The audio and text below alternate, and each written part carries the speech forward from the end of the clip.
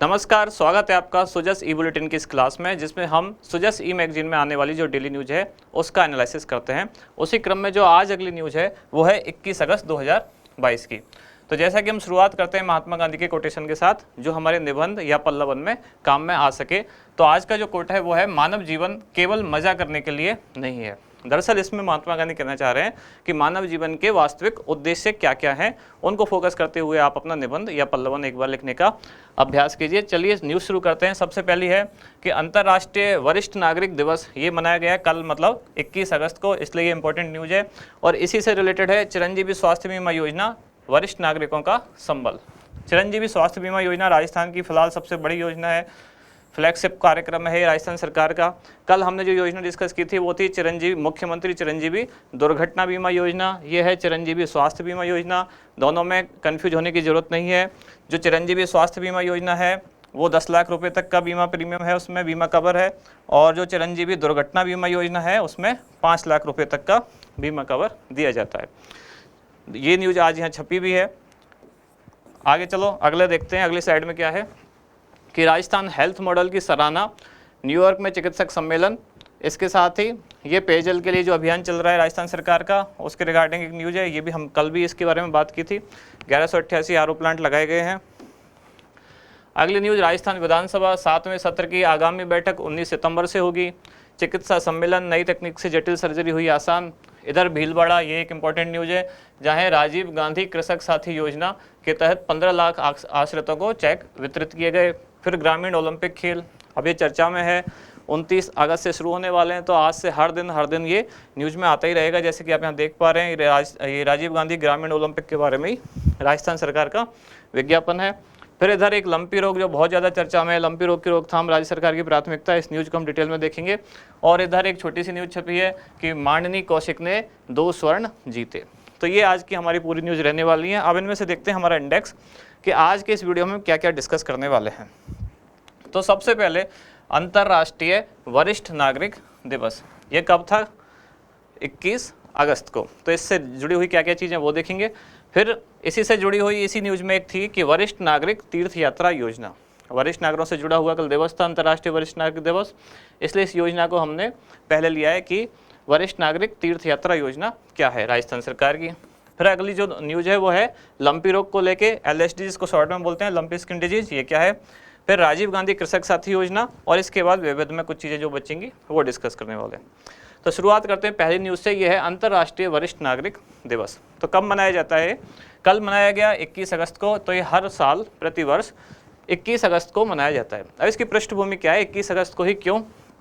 क्योंकि 19 अगस्त 1988 को अमेरिकी राष्ट्रपति कौन, रोनाल्ड रीगन द्वारा राष्ट्रीय वरिष्ठ नागरिक दिवस बनाने की घोषणा की गई। और ये राष्ट्रीय वरिष्ठ नागरिक दिवस की बात हो रही है, तो इसका मतलब वो राष्ट्र कौन सा? अमेरिका। तो अमेरिका में राष्ट्रीय वरिष्ठ नागरिक दिवस मनाने की घोषणा हुई थी 19 अगस्त को। इसके बाद 21 अगस्त 1988 को अमेरिका में पहला राष्ट्रीय वरिष्ठ नागरिक दिवस मनाया गया। अभी तक ये अंतर्राष्ट्रीय नहीं हुआ था। और 1991 से 21 अगस्त 1991 से अंतर्राष्ट्रीय स्तर पर वरिष्ठ नागरिक दिवस मनाने की शुरुआत हुई। मतलब जो पहला वरिष्ठ नागरिक दिवस मनाया गया वो 21 अगस्त 1991 से। अब इससे जो निकली हुई हमारे काम की सबसे इम्पोर्टेंट जो आज की खबर है वो 2 हैं। एक तो ये वरिष्ठ नागरिक तीर्थ यात्रा योजना, इसमें देखते हैं क्या क्या है। तीर्थ यात्रा योजना क्या है राजस्थान सरकार की, संबंधित विभाग कौन सा है? तो विभाग है इसका देवस्थान विभाग, राजस्थान सरकार का। योजना कब प्रारंभ हुई है? तो ये योजना प्रारंभ हुई थी 2013 से, तब केवल रेल यात्रा कराती थी सरकार। और वर्ष 2016 से रेल एवं हवाई यात्रा दोनों को इसमें शामिल किया गया है। अनुदान राशि, तो इसकी जो पूरी अनुदान राशि है, मतलब विभाग द्वारा, इसी विभाग द्वारा, देवस्थान विभाग द्वारा यात्रा का आयोजन किया जाता है और इसी विभाग द्वारा यात्रा का जो व्यय है वो वहन किया जाता है। उद्देश्य क्या है? तो वरिष्ठ नागरिकों को उनके जीवन काल में एक बार, ये इंपॉर्टेंट चीज़ है कि एक बार केवल देश या देश के बाहर स्थित विभिन्न निर्दिष्ट, ये जो है निर्दिष्ट, ये इंपॉर्टेंट है क्योंकि कुछ खास स्थान है, वहीं निर्दिष्ट तीर्थ स्थानों में से किसी एक की यात्रा सुलभ कराने हेतु राज्य की सुविधा तथा सहायता प्रदान करना। इसमें से 2 चीज़ें निकल के आती हैं, वो भी हम आगे देखने वाले हैं कि एक तो एक बार और एक कुछ जो फिक्स कुछ हैं तीर्थ स्थान, उन्हीं पर ये यात्रा की जाएगी। ऐसा नहीं है कि आवेदक जो है अपनी मर्जी का कोई भी स्थान इसमें डाल सकता है कि मुझे वहाँ जाना है, ऐसा कुछ नहीं है। सरकार के कुछ स्पॉट हैं, वहीं आप जा सकते हैं। देखते हैं लाभार्थियों की सीमा कितनी है। तो रेल मार्ग द्वारा 18,000 और वायुयान मार्ग द्वारा 2,000, ये प्रति वर्ष। पात्रता कौन कौन है जो इस यात्रा के तहत पात्र हैं, कि उसके लिए सबसे पहले राजस्थान का मूल निवासी होना अनिवार्य है। और बात वरिष्ठ नागरिकों की है तो आयु सीमा अपने आप ही 60 वर्ष होगी, न्यूनतम आयु 60 वर्ष, ये 60 वर्ष है उससे अधिक होगी। और वो आयकर दाता ना हो, आवेदक द्वारा पूर्व में इस योजना का लाभ ना उठाया गया हो। इसका मतलब यह है कि केवल एक ही बार ये सुविधा दी जाएगी।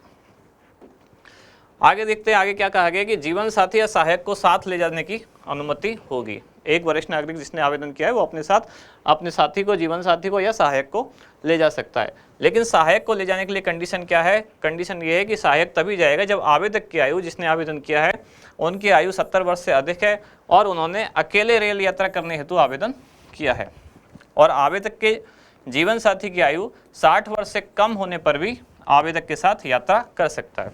मान लीजिए कोई वरिष्ठ नागरिकों का कपल ऐसा है जिसमें उन दोनों में से एक की आयु 60 से ज़्यादा है, दूसरे की आयु 60 से कम है, तो जिसकी कम है वो भी उनके साथ यात्रा कर सकता है।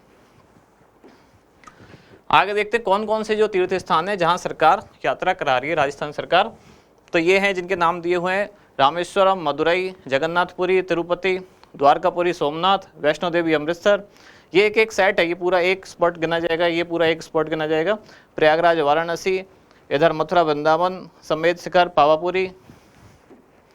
इसके अलावा उज्जैन, ओंकारेश्वर, गंगा सागर, ये कोलकाता, कामाख्या, हरिद्वार, ऋषिकेश, बिहार शरीफ, वेलनकाली चर्च, तमिलनाडु।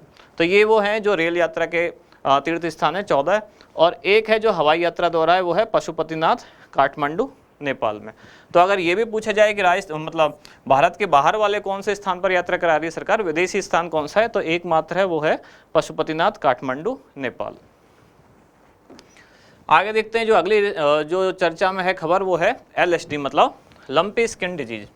एक क्वेश्चन तो यही बनता है इससे कि कौन से अंग को प्रभावित करता है, तो ये स्किन को प्रभावित करता है। लंपी स्किन डिजीज, जैसा कि नाम ही पता चल रहा है, तो ये त्वचा में होने वाला रोग है। होता किन में है? ये मानवों में होता है क्या? नहीं, ये पशुओं में होने वाला एक रोग है। कौन कौन से पशु इससे प्रभावित होते हैं? मवेशी, जिसमें गाय, भैंस, बकरी इत्यादि। अभी राजस्थान में ये रोग सबसे ज़्यादा किन में फैला हुआ है? ये राजस्थान में भी सबसे ज़्यादा फैला हुआ है गायों में, लेकिन दूसरे पशुओं में भी फैलने की संभावना है। सरकार इसके बारे में पूरी तरह अलर्ट है। अब एक बात आती है कि जब भी पशुओं से होने वाली किसी बीमारी की बात की जाती है तो मन में एक सवाल आता है कि क्या ये बीमारी पशुओं से मानवों में हो सकती है? जो बीमारियां पशुओं से मानवों में आती हैं उनको कहते हैं पशुजन्य रोग या इंग्लिश में जूनोटिक डिजीज। तो क्या ये जूनोटिक रोग है, जूनोटिक डिजीज है? तो इसका आंसर है नहीं। लंपी स्किन जो रोग है वो अभी पशुओं से मानवों में नहीं आया है, इसलिए ये जूनोटिक डिजीज नहीं है। जूनोटिक रोग कौन कौन से होते हैं, या मतलब क्या होते हैं जो पशुओं से मानवों में आते हैं? जैसे कि रेबीज हो गया, जैसे कि प्लेग हो गया, या एंथ्रेक्स हो गया, या बर्ड फ्लू हो गया। इस तरह के जो रोग हैं उनको जूनोटिक डिजीज बोलते हैं, जो जानवरों से मानवों में आते हैं। लंपी स्किन रोग जो है वो जूनोटिक नहीं है। अच्छा, इसका नाम लंपी क्यों पड़ा? उसके पीछे भी एक रीज़न है कि इंग्लिश का शब्द होता है लंप, जिसका मतलब होता है गांठ। और ये गांठें कहाँ बनती हैं? पशु के स्किन पर और म्यूकस मेम्ब्रेन पर। स्किन तो आप समझते ही हैं, जो बायोफील्ड के होंगे वो जानते होंगे म्यूकस मेम्ब्रेन क्या होती है। नहीं जानते तो ये श्लेष्मा की एक लेयर होती है, म्यूकस की एक लेयर होती है जो हमारे श्वसन तंत्र के इंटरनल पार्ट में होती है। साथ ही हमारी बॉडी के बहुत सारे जो आंतरिक अंग हैं उनकी अंदर की लेयर होती है, उस पर म्यूकस होती है, श्लेष्मा होती है। तो वहाँ ये गांठें हो जाती हैं पशुओं के। एक बार एक चित्र में हम देख लेते हैं, जैसे ये एक फोटो है, ये लंपी स्किन डिजीज से इन्फेक्टेड एक गाय है। अब आप देख रहे हैं इसकी बॉडी पर ऐसी छोटी छोटी गांठें बन जाती हैं, यही जो नोड्स हैं इन्हीं को लंप कह रहे हैं, और यही है लंपी स्किन डिजीज। समझ में आ रहा होगा शायद आपको। अब आगे चलते हैं, अगले जो इसके फैक्ट्स हैं वो देखते हैं कि लक्षण क्या है इसमें। तेज बुखार आना, त्वचा पर गांठें अभी हमने देखा, सूजन, कमजोरी और दुग्ध उत्पादन में कमी, वजन में कमी, और अंततः हो सकता है जब बहुत ज़्यादा सीवियर कंडीशन हो तो पशु की मृत्यु हो जाती है। रोग कारक कौन है? ये इंपॉर्टेंट है। रोग कारक है इसका कैप्रीपॉक्स वायरस, जिसकी फैमिली कौन सी है? Pox viride. वायरस का नाम याद रखना जरूरी है, कैप्रीपॉक्स वायरस।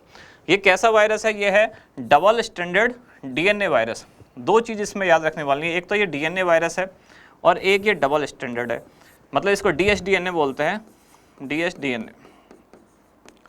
वायरस का जो जेनेटिक मटेरियल होता है वो या तो डीएनए की फॉर्म में हो सकता है या आरएनए की फॉर्म में हो सकता है। अगर वो जेनेटिक मटेरियल आरएनए की फॉर्म में है तो हम उसको बोलते हैं आरएनए वायरस, और डीएनए की रूप में है तो हम बोलते हैं डीएनए वायरस। जैसे कोरोना वायरस कैसा है, सिंगल स्ट्रैंडेड आरएनए वायरस, और ऐसे ही जो लंपी वायरस है वो कैसा है, डबल स्ट्रैंडेड डीएनए वायरस। यहाँ एक डायग्राम बनाया हुआ है जिसमें हम डीएसडीएनए या एसएसडीएनए को समझ सकते हैं। जब सिंगल स्ट्रैंड मतलब केवल एक ही स्ट्रैंड हो, एक ही धागा हो, तो उसको हम बोलते हैं एसएसडीएनए, सिंगल स्ट्रैंड डीएनए। और जब डबल स्ट्रैंड, दो परत हैं या दो धागे हों, स्ट्रैंड मतलब धागा एक तरह से, तो जब दोहरी कुंडली हो तो उसको बोलते हैं डीएसडीएनए। तो ये जो लंपी वायरस है ये कैसा है, ये है डबल स्ट्रैंडेड डीएनए वायरस। ये दो स्ट्रैंड आपको दिख रहे हैं, ये डबल स्ट्रैंडेड डीएनए वायरस। आगे देखते हैं इसका वाहक कौन कौन होता है। तो इसके वाहक मच्छर, मक्खी और खून पीने वाले परजीवी। जो परजीवी एक जानवर का खून चूसते हैं उसे छोड़ के फिर दूसरे पे चले गए, जैसे मच्छर मक्खी भी हो गए, या और जो छोटे छोटे परजीवी उनकी स्किन पर चिपके होते हैं वो, तो वो एक से दूसरे में रोग फैलाते हैं। इसके अलावा पशुओं के शरीर से निकलने वाले जो विभिन्न स्राव हैं, जैसे कि नेजल, नाक से निकलने वाले विभिन्न स्राव, सलाइवा, लार से निकलने वाले मतलब लार, दूसरा लैक्रिमल मतलब आँखों से निकलने वाले आंसू, आंखों से निकलने वाला पानी, सीमन मतलब पशुओं का वीर्य, और मिल्क मतलब दूध, इन सभी श्रावों में भी ये वायरस होता है और उससे फैलता है। और ब्लड तो ऑब्वियसली है ही, क्योंकि खून पीने वाले परजीवी अगर एक का खून चूस के दूसरे में जाएंगे तो जो चीज़ इनसे फैल सकती है वो ब्लड से तो निश्चित रूप से फैलेगी, अगर उसमें इन्फेक्शन आ चुका है ब्लड में। अब आगे देखते हैं ऐतिहासिक पृष्ठभूमि क्या है इसकी। तो सर्वप्रथम 1929 में हुआ ये, कहाँ, जाम्बिया अफ्रीका में। फिर 2012 में आया मध्य पूर्व मिडिल ईस्ट के जो देश थे वहाँ, 2019 में आया मध्य एशिया में, और जुलाई 2022 में गुजरात होते हुए भारत में प्रवेश किया इसने। एक बार इसकी ज्योग्राफी देख लेते हैं हम कैसे कैसे फैला। तो ये एक मैप देख पा रहे हैं आप, यहाँ एक जाम्बिया देश, लैंडलॉक कंट्री है, चारों ओर से वो स्थल से घिरा हुआ है, कहीं भी समुद्र उसका नहीं है। यहाँ से स्टार्ट होते हुए बीमारी फैलनी शुरू हुई। यहाँ से कहाँ पहुँचा, जाम्बिया से पहुँचा मिडिल ईस्ट में, मतलब इस एरिया में। यहाँ से पहुँचा सेंट्रल एशिया में, मतलब इस एरिया में। यहाँ से आया फिर पाकिस्तान, पाकिस्तान से होते हुए भारत, गुजरात के क्षेत्र में, और अभी यहाँ गुजरात के बाद राजस्थान के आसपास के क्षेत्रों में, और धीरे धीरे पंजाब में भी अभी कुछ जिलों में फैलना शुरू हो गया है। अब आगे चलते हैं, इसमें सरकार ने दिए हैं कुछ सावधानियाँ या कुछ उपाय, क्या करने चाहिए और किन चीज़ों से बचना चाहिए, क्या क्या इसके रोग के लक्षण हैं। तो वो सारी चीज़ें हम पहले देख चुके हैं, हम ये डायग्राम भी देख चुके हैं। ये एक गाय है जिसको कहाँ कहाँ ये स्पॉट्स दिखे हुए हैं, इसकी पूरी बॉडी पे छोटे छोटे लंप्स बने हुए हैं, नोड बने हुए, गांठें बनी हुई हैं। तो इस रोग के लक्षण क्या है, पशुओं को तेज बुखार आना, त्वचा में सूजन होना, मोटी मोटी गांठें बनना, आहार खाने में परेशानी, कमजोरी व दूध उत्पादन में कमी। ये आहार खाने में परेशानी क्यों होती है, क्योंकि म्यूकस मेम्ब्रेन अंदर जो लेयर है उसमें भी गांठें बननी शुरू हो जाती हैं। फिर इसके क्या क्या उपाय हैं ये देखते हैं, जो लिखे हुए हैं बहुत ही सिंपल सी लाइनें, सीधे सीधे केवल हमें पढ़नी है। प्रारंभिक लक्षण दिखने पर रोगी पशुओं को अन्य स्वस्थ पशुओं से अलग कर दें, सिंपल सी बात है, ताकि इन्फेक्शन ना फैले। उपचार के लिए नज़दीकी पशु चिकित्सा संस्था से संपर्क करें। चारा व दाने पानी की अलग अलग बर्तनों में रखें। रोगग्रस्त क्षेत्रों में पशुओं की आवाजाही रोकें। नीम के पत्तों को जलाकर धुआं करें ताकि मक्खी मच्छरों से भगा सकें। पशु आवास की दीवारों में या दरारों में चूना पत्थर भर दें, ये इसलिए चूना भर दें इसलिए होता है ताकि जो छोटी छोटी दरारों में ये जो मक्खी मच्छर वगैरह या और जो छोटे छोटे कीड़े मकोड़े हैं वो वहाँ पे अपना स्थान ना बनाएं। इसके अलावा कपूर की गोलियाँ, ये भी इसीलिए ताकि मक्खी मच्छर दूर हो सकें। और कीटाणु रहित करने के लिए एक रसायन है सोडियम हाइपोक्लोराइड।